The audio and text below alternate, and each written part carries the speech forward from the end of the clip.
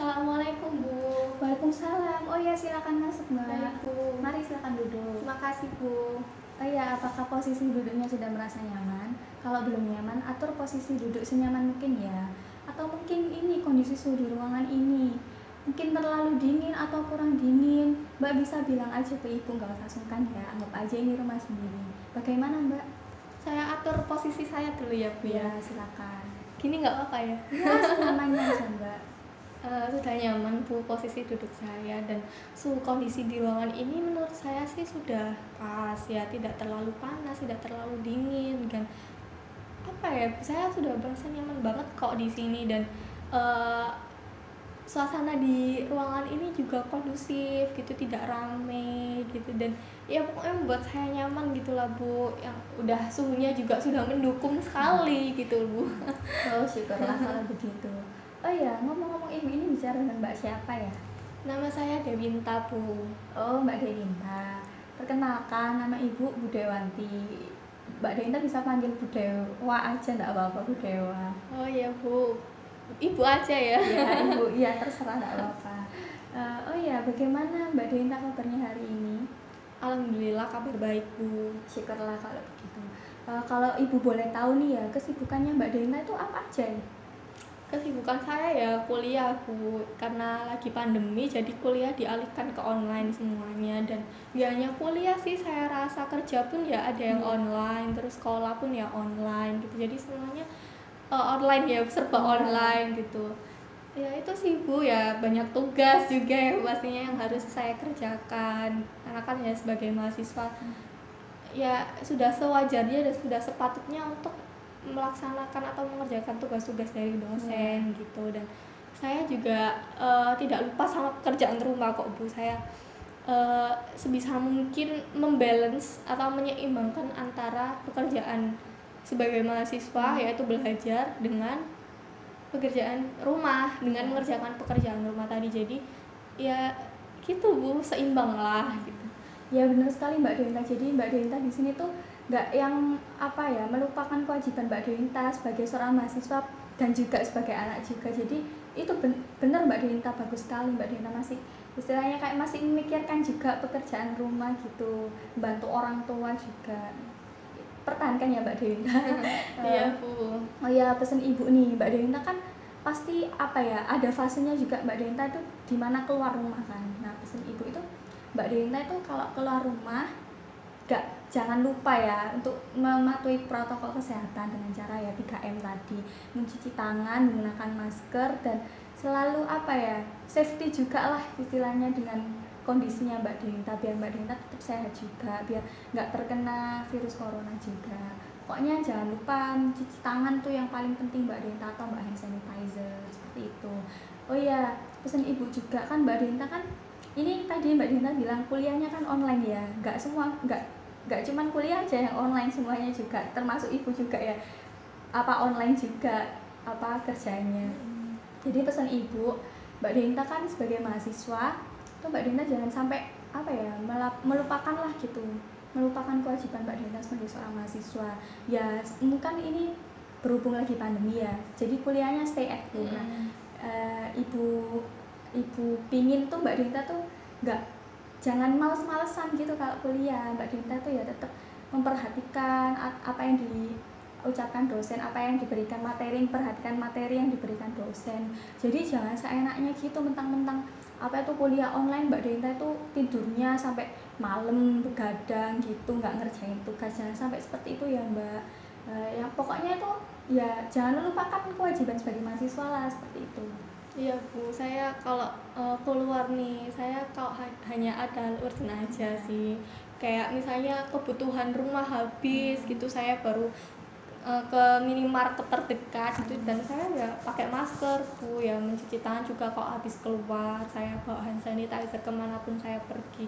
Kayak ketemu ibu ini, saya tadi kan juga pakai masker, cuman di sini kan saya lepas karena kan di dalam ruangan gitu. Dan saya tadi juga selalu kok membawa, sebelum saya kesini saya mencuci tangan, saya membawa masker, membawa hand sanitizer, seperti itu. Siklusnya seperti itu sih.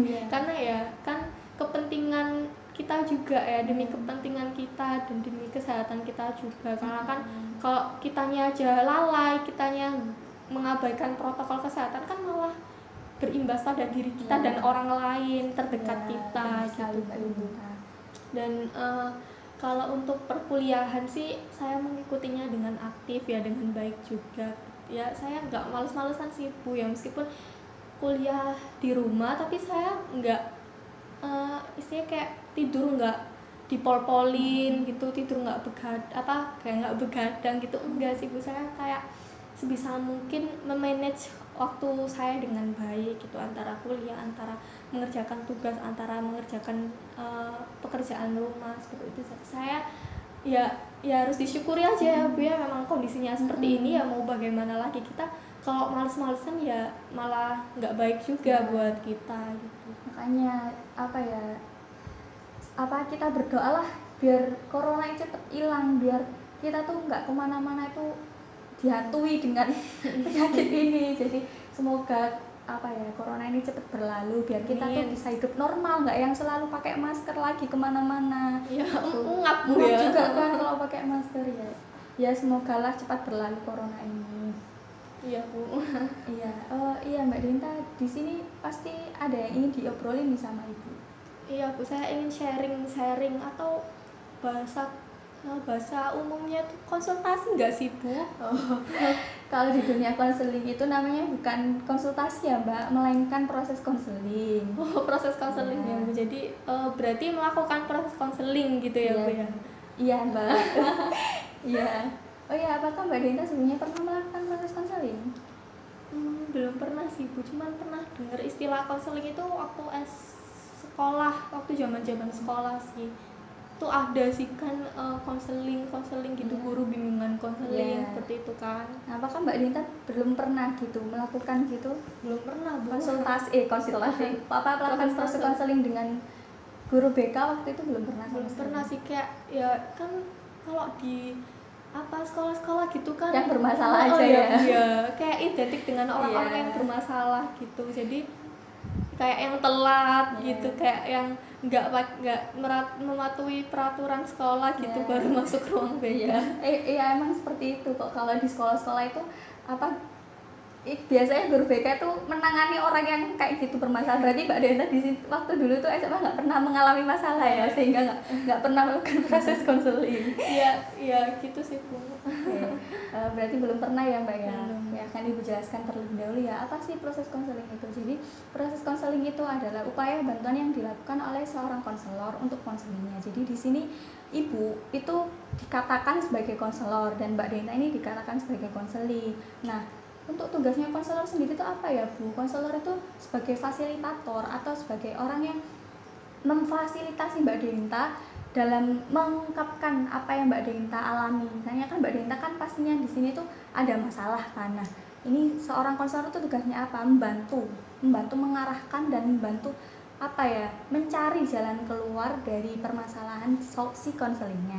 Tapi di sini konselor itu tidak berhak untuk mencari solusinya, melainkan dari dirinya konseling sendiri yang istilahnya kayak yang mikir gitu loh, terkait apa solusi yang tepat nanti ke depannya buat masalah saya. Jadi konselornya tuh kayak yang sebagai fasilitator gitu, kayak memfasilitasi aja, kayak bantu mengarahkan, tapi tidak memberikan solusi. Yang mencari solusinya itu si konselnya sendiri. Nah, terus tugasnya konseling apa Bu? Konseling itu sebagai orang yang menceritakan permasalahan. Jadi si konseling kan pasti datang untuk menemui konselor itu membawa sebuah permasalahan kan. Nah, si konseling itu diharapkan dalam menceritakan masalahnya itu diceritakan secara detail dan jangan ada yang ditutup-tutupi. Kalau misalnya si konselingnya aja masih ragu gitu untuk menceritakan semuanya ke konselornya, ya masalahnya nggak akan bisa diatasi. Nah kan konseling kan pasti ingin menemui konselor itu ingin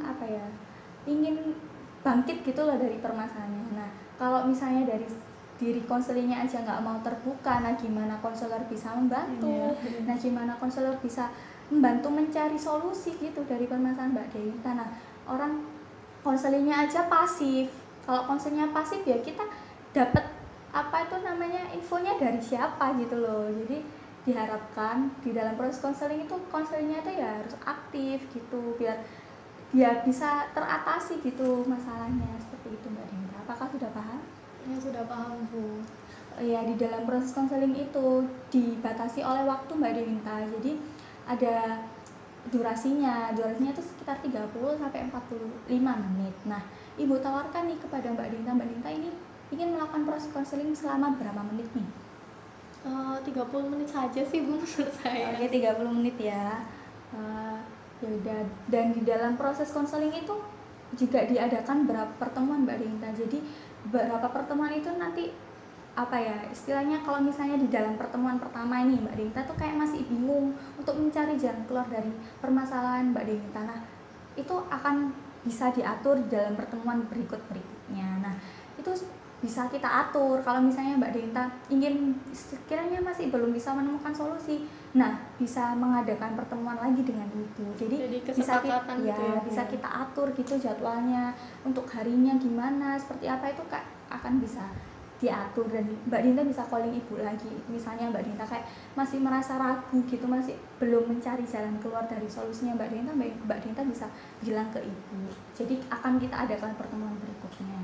Oke, seperti itu Mbak Dinta. Apakah sudah paham? Sudah paham. Nah, kami jelaskan lagi ya. Jadi dalam proses konseling itu ada beberapa asas Mbak. Jadi asasnya itu ada asas kerahasiaan, keterbukaan, sama asas kesukarelaan. Nah, asas kerahasiaan itu apa sih Bu? Jadi di dalam proses konseling itu si konselor itu berusaha sebisa mungkin untuk menjamin kerahasiaan dari permasalahan konselingnya. Jadi konselor di sini tidak boleh menceritakan permasalahannya konseling kepada pihak lain. Jadi yang berhak mengetahui itu cuma konselor sama konselingnya aja. Jadi konseling itu tidak perlu ragu untuk menceritakan semua permasalahan secara detail. Soalnya seorang konselor itu menjamin banget asas kerahasiaan ini. Terus untuk asas keterbukaan, jadi Mbak Dinta di sini tuh diharapkan terbuka, seperti yang Ibu katakan tadi, terbuka dalam menyampaikan permasalahan Mbak Dinta secara detail. Jadi nggak ada yang ditutup-tutupi. Kalau Mbak Dintanya sendiri aja masalahnya nggak dijelaskan dengan detail, masih ada yang istilahnya ditutup-tutupi, ya proses konseling tidak akan berjalan dengan lancar seperti itu. Jadi diharapkan konselingnya aktif juga nih dalam menyampaikan masalahnya, menyampaikan pendapat juga ya, boleh. menyampaikan pendapatnya juga, biar apa ya, tujuan Mbak Dinta datang ke sini kan ingin segera mengakhiri kan ya, istilahnya ini mengakhiri permasalahannya Mbak Dinta. Jadi ya Mbak Dinta sebisa mungkin harus aktif dalam mengikuti proses konseling ini seperti itu. Dan untuk asas kesukarelaan ya tadi, terbukaan kan sudah tadi. Kesukarelaan itu di sini pastinya Mbak Dinta kan datang ke sini tuh tidak ada paksaan dari orang lain kan. Mbak Dinta datang ke sini tuh murni dari diri Mbak Dinta, ingin segera mengatasi permasalahannya Mbak Dinta, dan Mbak Dinta tuh nggak terpuruk gitu kan ya dalam permasalahan Mbak Dinta. Apakah benar seperti itu Mbak Dinta? Iya kok, saya di sini nggak ada yang maksa, Ibu juga nggak memaksa saya untuk kesini. Ini atas dasar kemauan saya, atas dasar keinginan saya untuk mengakhiri atau istilahnya kayak bangkit dari permasalahan saya gitu Bu, supaya saya tuh nggak hanya stuck di permasalahan saya terus. Benar sekali Mbak Dinta. Ya, apakah sudah paham mengenai apa yang udah Ibu jelaskan tadi?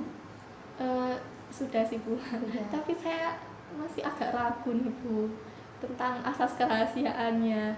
Ini apakah emang benar-benar terjamin sekali gitu? Ya namanya kan manusia nih Bu, kan kadang ada sisi lupa. Nah ntar Ibu lupa untuk menjamin kerahasiaan ini, ntar Ibu jangan-jangan keceplosan, karena kan biasanya kan nggak itu ya, nggak bisa dikontrol kan, bisa aja keceplosan, kelepasan gitu. Tenang Mbak Dinta, jadi seorang konselor itu sudah istilahnya kayak disumpah gitu loh Mbak Dinta, jangan sampai membocorkan permasalahan dari si konselingnya. Jadi Ibu tuh kayak sudah ada kode etiknya. Di dalam seorang konselor tuh punya kode etik Mbak. Jadi kalau konselornya sendiri istilahnya kayak menceritakan permasalahan konseling, berarti konselornya kan melanggar kode etik dan akan dikenai sanksi. Kalau misalnya konselor itu melakukan atau melanggar kewajibannya sebagai seorang konselor, itu akan ada sanksinya juga Mbak Dinta. Jadi Mbak Dinta jangan khawatir, jangan ragu lagi bila nanti permasalahan Mbak Dinta akan diketahui oleh pihak manapun, nggak bakalan terjadi Mbak Dinta seperti itu. Soalnya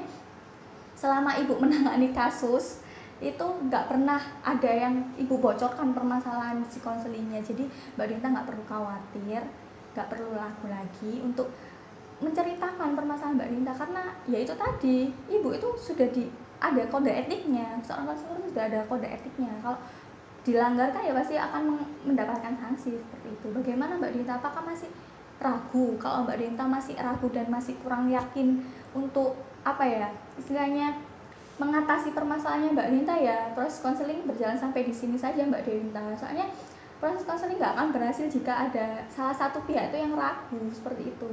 Bagaimana Mbak Dinta? Setelah Ibu jelaskan tadi mengenai kode etik dari konselor tadi ya Bu ya, itu ya berarti sudah terjamin sekali Bu. Iya, Saya sekali. bisa menyimpulkan bahwa itu terjamin sekali kok kerahasiaannya, karena ya kan sudah ada sumpah, sudah ada kode etik tadi. Nah kalau melanggar kan ya Ibu malah berimbas ke Ibu juga gitu. Jadi ya saya ingin melanjutkan proses konseling kok Bu. Oke, benar. Jadi udah ya Mbak Dinta, udah maksudnya ingin bangkitkan ya dari permasalahan Mbak Dinta, ingin menyelesaikan permasalahan Mbak Dinta kan seperti itu. Oke, kalau begitu kita menuju ke proses selanjutnya ya.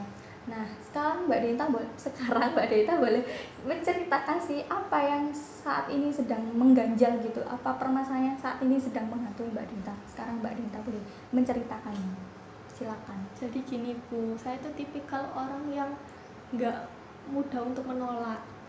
Ya saya tuh kok dimintain tolong, kayak dimintai bantuan, itu saya tuh selalu siap, selalu bersedia gitu loh Bu. Dan pernah suatu saat itu saya tuh malah dimanfaatkan oleh orang-orang tersebut gitu, karena kepolosan saya mungkin Bu, karena karena saya mudah dibodohi mungkin ya kan. Jadi mereka tuh kalau ngelonjak gitu loh Bu, ngelonjak sama saya.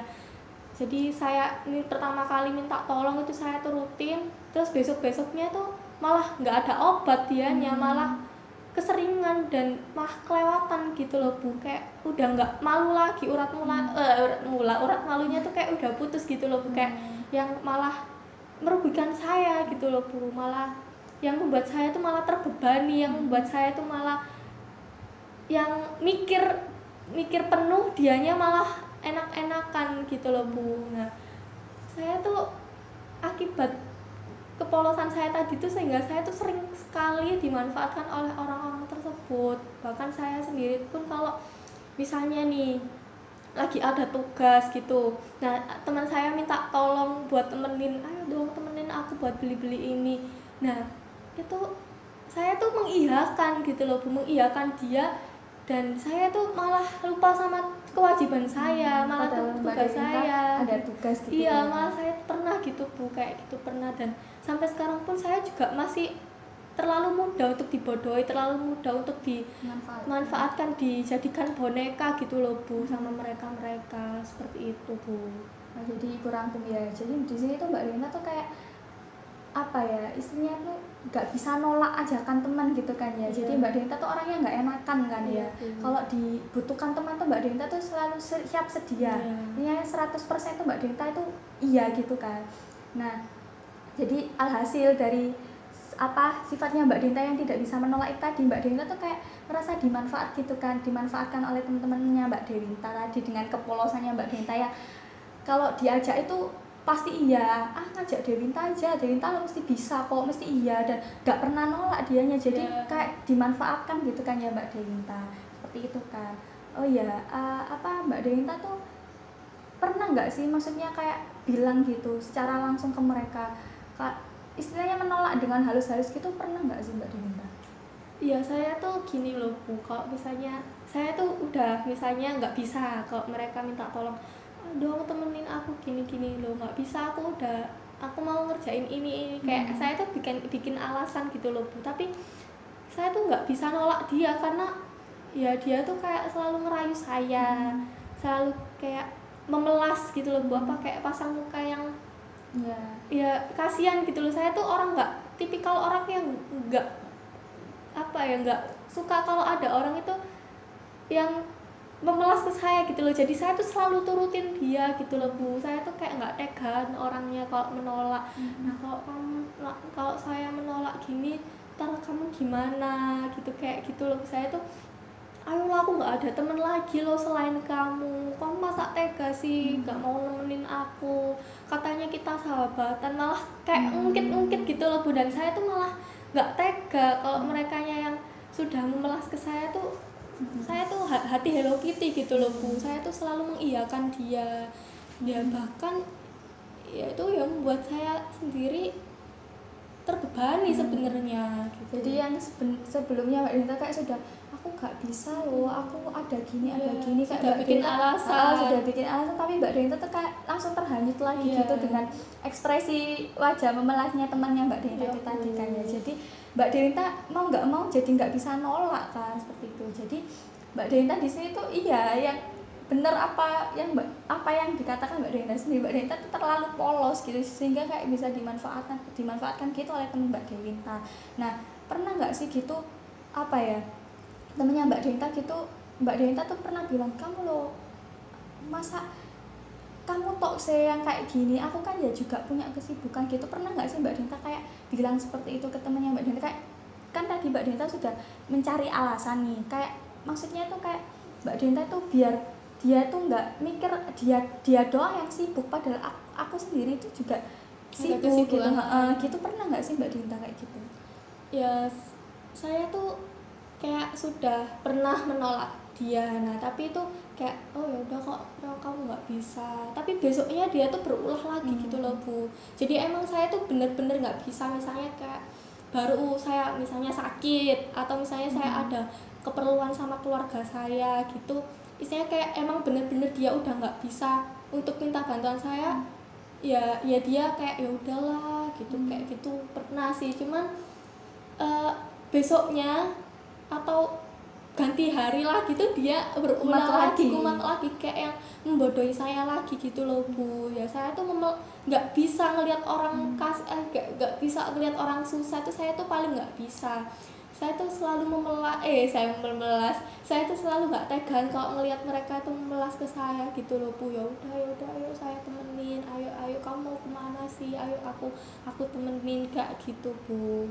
Jadi untuk yang kayak gitu tuh kasusnya tuh apa, selain minta ditemenin keluar gitu, apalagi yang paling parah menurut Mbak Dinta yang sampai bener-bener Mbak Dinta itu, padahal Mbak Dinta sendiri tuh sibuk banget tapi Mbak Dinta tuh juga nggak bisa nolak ajakannya temennya Mbak Dinta, kayak yang paling parah itu apa sih dari temennya Mbak Dinta itu?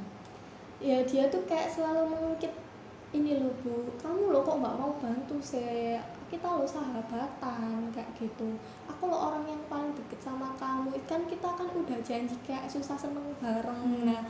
Nah akibat ungkitan itu loh Bu yang membuat saya tuh merasa nggak tega untuk menolaknya gitu ya. Pernah waktu itu sampai saya tuh kan lagi banyak tugas, nah dia tuh kayak mendesak saya gitu loh Bu, ayolah temenin aku besok lo ada ini apa, ada keperluan ini, nah kamu masa nggak mau nemenin aku sih, kamu masa nggak mau bantu temenmu sendiri yang lagi kesusahan gitu.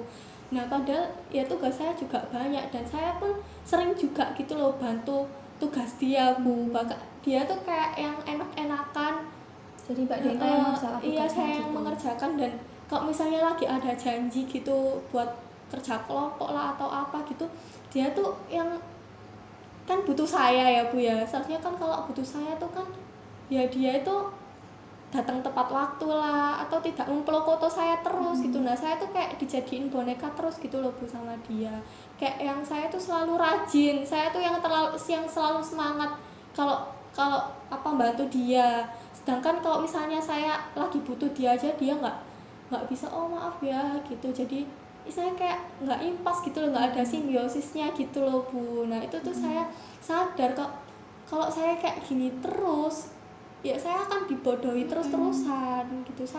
Kalau saya nggak berontak ke dia, kalau saya nggak istilahnya kayak menentang atau istilahnya kayak apa ya Bu ya, istilahnya kayak saya tuh nggak ngomong langsung ke dia, ya saya bakal bakal terus digituin digituin. terus gitu. Nah, jadi pernah nggak sih Mbak Denta kayak kayak pernah menskakmat dia gitu nggak sih? Skakmat itu Belum pernah dilakukan. iya, kayak saya tuh kayak aduh ntar kalau dia sakit hati gimana gini loh Bu. Saya tuh kayak pernah mikir oh ya entar aja, awas kamu ya kalau misalnya kayak gini lagi, ntar aku bakal ngeskakmat kamu, ntar aku bakal nolak kamu langsung, nentang kamu langsung, awas ya, kayak gitu doang. Jadi kayak cuman omdo doang gitu loh Bu. Tapi nyatanya tuh saya nggak pernah kayak langsung ngomong dengan langsung ke dia tuh nggak pernah kayak yang ya udahlah iya ayo kayak gitu, terlalu termakan sama rayuannya gitu loh Bu. Nah sekarang gini kan Mbak Denta kan sudah merasa kayak Mbak Denta tuh apa ya, merasa dimanfaatkan dia kan. Nah sekarang boleh Mbak Denta tuh kayak maksudnya sah-sah aja gitu loh kalau Mbak Denta tuh menolak dia itu ya, itu sah-sah aja dilakukan Mbak Denta, soalnya kan itu kan konteksnya sudah kayak mengganggu Mbak Denta banget kan ya, bahkan sampai membuat Mbak Denta tuh lalai dengan tugasnya Mbak Denta, bahkan sampai Mbak Denta tuh nggak mengerjakan tugasnya Mbak Dewinta, sampai Mbak Denta tuh lebih mementingkan temannya Mbak Denta itu tadi ya. Kalau ibu rasa nih ya Mbak Denta tuh boleh kayak menskakmat dia gitu sekali-sekali lah, kalau kayak gitu terus nah bakal dia tuh kayak ada jerahnya gitu loh Mbak, jadi ya, ada efek jerahnya biar ada efek jerahnya. Jadi kalau saya jadi Mbak Dewinta, saya akan langsung bilang gitu ke temennya Mbak Dewinta, kan kamu loh mesti loh kok ngerepoti aku terus sih, kamu loh gak pernah mikir aku Cak sama sekali, kamu kok sih bisa gini-gini memelas aku, dikira aku ya gak bisa kayak gitu. Jadi Mbak dibalik ya, gitu dibalik ya, gitu loh, kan selama ini kan kamu loh selalu apa-apa itu selalu ke aku, ada apa-apa mintanya ke aku, gini-gini minta bantuanku, tapi kamu sendiri di waktu aku merasakan kesusahan tapi kamu kok nggak pernah bantu aku kayak gitu loh. Jadi boleh Mbak Denta dilakukan, kayak istilahnya Mbak Denta kan sudah direpoti nih sama dia ya, masa dia nggak mau direpoti balik dengan aku gitu loh. Kan selama ini kan malah kayak merugikan Mbak Denta sendiri kan ya. Emang sih namanya temen kan ya setiap saat selalu harus siap gitu loh untuk dibutuhkan, tapi ya nggak gitu juga caranya. Dia aja lo nggak mementingkan perasaan Mbak Dewinta, tapi Mbak Dewinta mesti mementingkan perasaannya dia, seperti itu. Gimana Mbak Dewinta? Ya saya tuh ya kayak terlalu termakan gitu ya Bu, padahal saya tuh nggak mampu, istilahnya saya tuh masih ada kerjaan yang lebih penting gitu loh. Saya tuh nggak mampu untuk menolak, padahal dia tuh permintaannya dia tuh saya tuh kayak yang susah untuk saya turutin gitu loh Bu awalnya, tapi setelah dia tuh merayu kayak melas, itu yang buat saya tuh nggak tega gitu loh. Saya tuh paling nggak suka kalau ada temen itu yang kesusahan, ya itu tadi berarti saya harus berontak gitu loh ya Bu ya. Saya sama diri saya ya boleh membantu tapi sesuai kapasitas kamu kayak gitu ya Bu, sesuai kapasitas saya, kemampuan saya. Mbak Dewinta sendiri jangan malah nanti efeknya ke saya sendiri, efeknya nggak baik buat saya sendiri ya, saya malah ngelalain tugas saya demi nemenin dia kayak gitu ya Bu ya. Berarti di sini saya harus bisa menolak atau menolaknya. Nah, cara menolaknya itu loh Bu yang saya susah banget untuk mengimplementasikannya itu Bu. Ya soalnya kan dari yang diceritakan Mbak Dewinta nih, Mbak Dewinta sendiri kan yang merasa kayak selalu terus-menerus dirugikan oleh dia, tapi dianya sendiri kayak nggak merasa gitu loh, memang dia enak-enakan gitu loh. Jadi kan yang pastinya yang drodok di hati kan Mbak Dewinta seharusnya, bukan dia loh butuh aku seenaknya, tapi giliran kayak aku yang butuh dianya kemana dia nggak ada di sampingku gitu. Padahal aku loh selalu ada kalau dia di saat dia butuh, sampai aku yang nolak sampai yang aku udah nolak, di fase yang aku udah nolak pun dia sebisa mungkin ngerayu aku, dan aku tuh anaknya itu paling nggak bisa digituin gitu kan ya. Ya itu Mbak Dewinta, soalnya kalau Mbak Dewintanya nggak skakmat sekali-sekali sama dia kayak gitu, dia kan terus-menerus enaknya sendiri sama Mbak Dewinta. Jadi Mbak Dewinta cobalah skakmat dia, kayak gimana sih dia nanti, akankah dia berubah atau malah sebaliknya. kalau dia berubah nih berarti dia sudah sadar, oh iya ya, nggak selalu Dewinta ini tuh selalu ada buat aku, nggak selalu Dewinta ini tuh apa itu namanya mementingkan aku, padahal kan Dewinta sendiri tuh punya kepentingan juga gitu loh.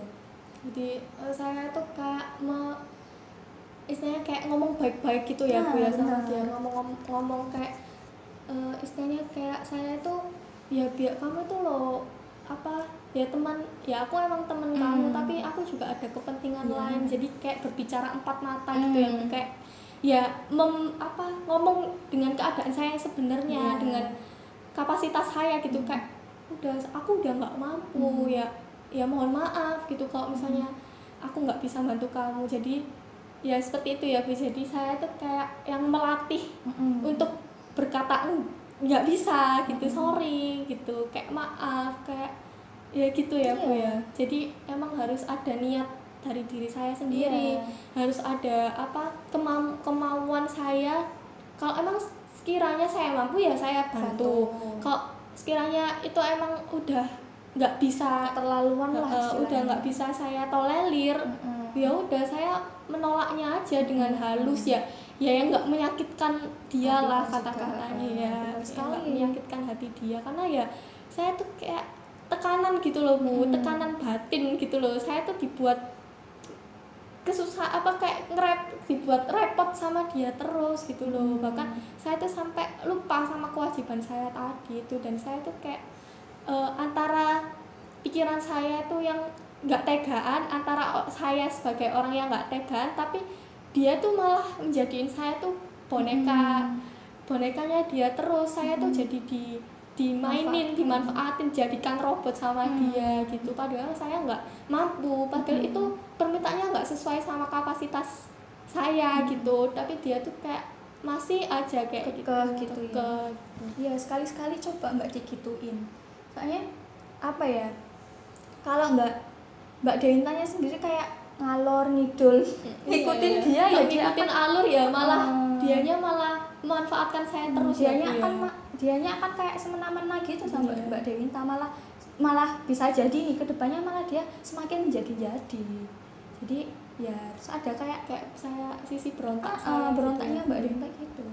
Saya tuh cuman sadar ya Allah ini loh dia udah keterlaluan sama saya, dia loh kok gini, tapi saya tuh kayak bantu dia gitu, kayak nggak bisa nolak gitu. Saya tuh kayak sekali-sekali nih aku nggak mau, sekali-sekali aku kayak menolak dia, tapi tuh kayak nggak, istilahnya saya tuh kayak selalu luluh gitu loh Bu, saya cuman omongan saya doang gitu, oh ya udah besok awas ya kalau kamu minta bantuan aku lagi, tapi kalau misalnya dia ngerayu lupa, terbawa suasananya dia, jadi lupa lagi sama yang sekali-sekali nih aku berontak dia, sekali-sekali aku nggak mau bantu dia tuh, jadi kayak lupa sama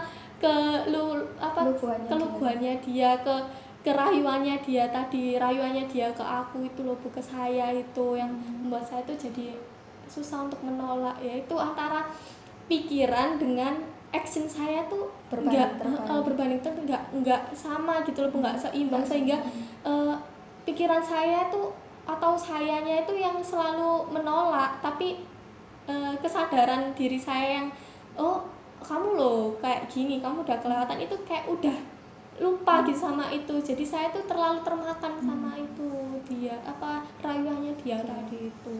Jadi harus Mbak Dewinta bisalah kayak gitu biar nggak selalu dimanfaatin juga seperti itu. Gimana Mbak Dewinta, apa ada yang ingin dibicarakan lagi?